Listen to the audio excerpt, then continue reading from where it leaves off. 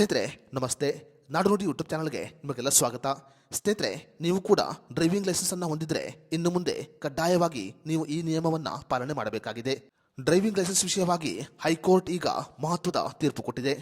ಇನ್ನು ಮುಂದೆ driving licence ಅನ್ನು ಹೊಂದಿರುವವರು ಈ ತಪ್ಪನ್ನು ಮಾಡಿದರೆ ಕಡ್ಡಾಯವಾಗಿ ದಂಡವನ್ನು ಪಾವತಿ ಮಾಡಬೇಕು. ಹಾಗಾದರೆ ಡ್ರೈವಿಂಗ್ ಲೈಸೆನ್ಸ್ಗಳಿಗೆ ಸಂಬಂಧಪಟ್ಟಂತೆ ಹೈಕೋರ್ಟ್ ಹೊರಡಿಸಿರುವ ಆದೇಶ ಏನು ಅನ್ನೋದರ ಬಗ್ಗೆ ಸಂಪೂರ್ಣ ಮಾಹಿತಿಯನ್ನ ಈ ವಿಡಿಯೋದಲ್ಲಿ ನಾವು ನಿಮಗೆ ತಿಳಿಸಿಕೊಡ್ತೀವಿ. ವಿಡಿಯೋ ತುಂಬಾ ಇನ್ಫಾರ್ಮೇಟಿವ್ ಆಗಿದೆ, ಎಲ್ಲೂ ಸ್ಕಿಪ್ ಮಾಡದೆ ನೋಡಿ. ಹಾಗೂ ಈ ಮಾಹಿತಿಯನ್ನ ಡ್ರೈವಿಂಗ್ ಲೈಸೆನ್ಸ್ ಹೊಂದಿರುವ ಪ್ರತಿಯೊಬ್ಬರಿಗೂ ಶೇರ್ ಮಾಡಿ. ಸ್ನೇಹಿತರೆ, ಡ್ರೈವಿಂಗ್ ಲೈಸೆನ್ಸ್ ನಿಯಮದಲ್ಲಿ ಈಗ ತಿದ್ದುಪಡಿಯನ್ನ ಮಾಡಲಾಗಿದೆ. ಹೊಸ ತಿದ್ದುಪಡಿಯ ಪ್ರಕಾರ ಇನ್ನು ಮುಂದೆ ಡ್ರೈವಿಂಗ್ ಲೈಸೆನ್ಸ್ ಎಕ್ಸ್ಪೈರ್ ಆದರೆ ಅವರು ಕಡ್ಡಾಯವಾಗಿ ದಂಡವನ್ನು ಪಾವತಿ ಮಾಡಬೇಕು. ಈ ಹಿಂದೆ ಡ್ರೈವಿಂಗ್ ಲೈಸೆನ್ಸ್ ಎಕ್ಸ್ಪೈರ್ ಆದ ನಂತರ 30 ದಿನಗಳವರೆಗೆ ವಾಹನವನ್ನು ಚಲಾಯಿಸಬಹುದಾಗಿತ್ತು. ಆದರೆ ಆ ನಿಯಮದಲ್ಲಿ ಈಗ ಬದಲಾವಣೆಯನ್ನು ಮಾಡಲಾಗಿದೆ.